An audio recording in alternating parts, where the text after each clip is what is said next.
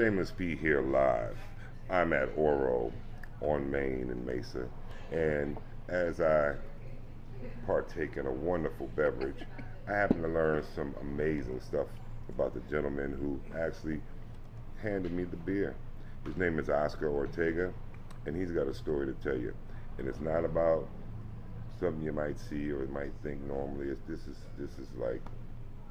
beyond normal here. Oscar, tell them about it. I know. So, my grandma was about 15, 14 years old. She lived in Nuevo León, Mexico with her family, with my grandfather and grandmother.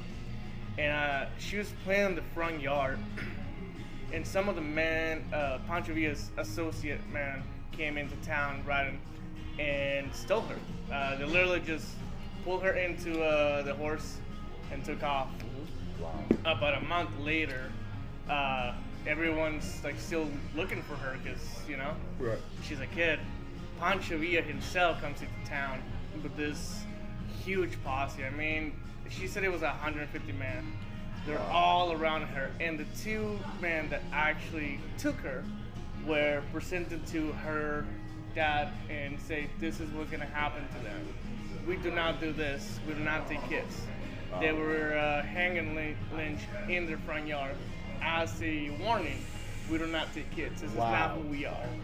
And Pancho Villa gave my grandfather to kind of, you know, for his troubles, he gave 2 ornament machetes about this big, and they are made and signed by one of the premier armorers in Mexico City. Wow. So those machetes they're not metal, they are silver and gold, encrusted with oak in the handle and everything. And yeah, that's how my grandmother came back to us. And then now you're here serving us beers. After missing for a month, and then So do you keep it in a vault, or we keep it in the family? Or is it in a museum? Right now, one of my uncles has them in one of their vaults, like in the safes. Yeah. That's Have awesome. you ever thought about putting them in a museum?